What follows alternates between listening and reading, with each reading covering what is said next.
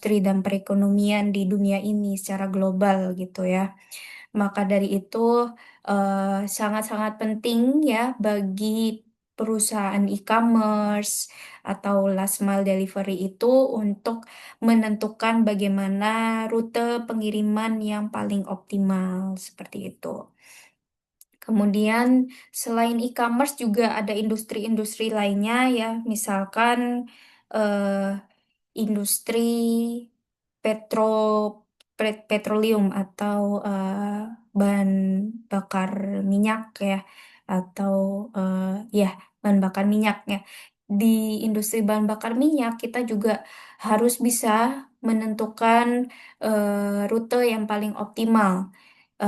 Dan di sini juga ada variabel-variabel yang lebih yang membuat eh, permodelan VRP ini menjadi lebih kompleks. Contohnya, misalkan kalau kita mau mengirimkan bahan baku eh, bahan bahan bakar minyak tersebut ke sebuah eh, SPBU, kita harus memastikan apakah SPBU tersebut memiliki storage tank yang cukup, misalkan seperti itu. Kemudian kita juga harus memastikan eh, apa sih jenis produk yang mau kita kirim ke SPBU tersebut, misalkan kayak gitu. Ada kan produknya kalau BBM itu ada multi produk ya. Nah, itu juga bisa meningkatkan kompleksitas dari permasalahan VRP tersebut. Selain itu juga ada public services ya, contohnya di sini waste collection. Em, Kalau di Indonesia mungkin masih belum terlalu diterapkan ya untuk optimasi ini gitu. Tapi kalau di beberapa negara waste collection ini sudah benar-benar terintegrasi ya dan sudah benar-benar terstruktur, perencanaannya juga sudah tertata seperti itu. Jadi eh, penjadwalannya itu juga sudah pasti gitu ya. Jadi orang-orang yang ingin menggunakan jasa waste collection itu sudah tahu nih kapan orang-orang ini harus mengumpulkan sampahnya dan untuk memberikan kepada badan yang mengumpulkan waste collection ini seperti itu. Eh, Dah, VRP ini juga bisa diintegrasikan dengan penjadwalan tersebut. Oke. Nah, kemudian terkait public transportation, ini juga sama ya, untuk menentukan rute dari trajektori eh, transportasi publik ya bisa jadi kalau di sini bus bus dalam kota gitu ya. Kira-kira titik-titik mana saja yang membutuhkan yang perlu dikunjungi oleh bus itu pertama ya. Kemudian bagaimana rute yang paling efisien untuk bisa mengunjungi titik-titik bus tersebut. Kemudian bisa jadi juga ada pertimbangan ini disruption atau gangguan-gangguan yang ada yang terjadi pada perjalanan. Misalkan mempertimbangkan kemacetan, kemudian mempertimbangkan akses jalan seperti itu. Itu juga bisa diintegrasikan dengan permasalahan VRP tadi. Nah, kemudian untuk healthcare dan medical services. Nah, ini lumayan rising ya, lumayan meningkat pembahasan routing problem di healthcare maupun medical services semenjak 2 atau 3 tahun yang lalu. Jadi di healthcare misalkan untuk distribusi vaksin, nah itu sudah cukup lumayan komprehensif ya, itu sangat-sangat sangat-sangat meningkat pesat grow dari penelitiannya ya. Eh, distribusi vaksin, kemudian di distribusi vaksin ini kenapa menjadi tantangan untuk memodelkan VRP karena tidak semua vaksin itu bisa disimpan di suhu ruang.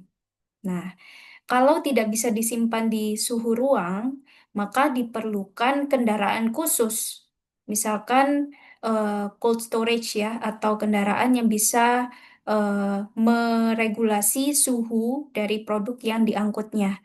Nah, kalaupun memang kendaraan tersebut bisa mengangkut vaksin atau keperluan healthcare lainnya, misalkan darah ya, seperti itu pun juga ada batas waktunya ya.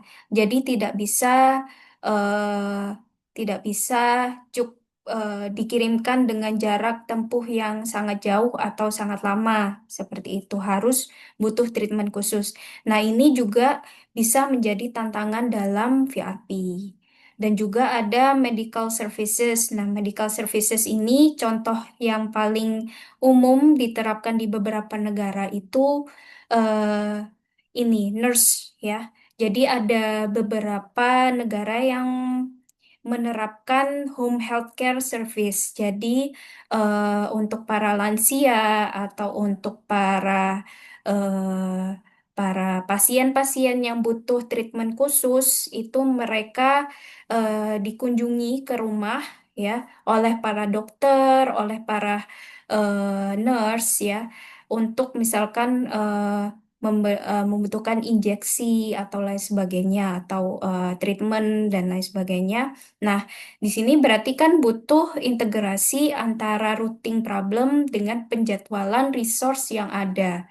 Ya, penjadwalan sumber daya manusia atau misalkan penjadwalan kendaraan yang ada dan juga harus menyelaraskan dengan pasiennya, waktu kunjung pasien seperti itu. Nah, kemudian juga ada airline dan maritim logistics. Nah, ini juga sudah cukup komprehensif ya dipelajari bagaimana caranya kita menentukan hub dari pesawat gitu ya. Kita menentukan hubnya di mana, kemudian bagaimana kita eh, membuat rute bagi pesawat tersebut supaya berangkat dari hub dan kembali ke hub tersebut. Seperti itu. Dan kadang juga diselaraskan dengan jadwal dari cabin crew-nya. Kemudian, nah ini eh, ride sharing and on-demand services ya. Kalau ride sharing saya masih belum terlalu eh, tahu kalau di Indonesia ini masih cukup sudah cukup komprehensif untuk ride sharingnya, tapi untuk on demand service-nya kita udah banyak tahu ya misalkan perusahaan-perusahaan eh, seperti Grab, Gojek, Shopee Food dan lain sebagainya itu mereka juga memerlukan keilmuan VRP ini untuk menentukan bagaimana rute yang optimal, eh, misalkan dari pengiriman order foodnya, ya, misalkan seperti itu. Oke, Oke, selanjutnya ya kita akan membahas tentang kompleksitas dari VRP, ya. Jadi VRP ini dia NP hard ya, seperti ancestor-nya TSP ya. Dia NP hard. Kita udah bahas TSP. Kalau TSP itu kan NP hard ya, yang artinya tidak diketahui algoritma yang memiliki waktu polinomial yang bisa memastikan bahwa solusi yang didapatkan itu optimal untuk permasalahan yang besar ya. Nah, ini disebabkan karena adanya pertumbuhan pertumbuhan solution space ya. Solution space yang bersifat eksponensial untuk rute dan assignment-nya seperti itu ya. Jadi seiring dengan terutama ya apabila jumlah customernya itu bertambah ya. Jadi kita tidak bisa menghitung berapa hampir tidak bisa terhitung berapa kemungkinan solusi yang bisa kita dapatkan seiring dengan peningkatan jumlah customernya.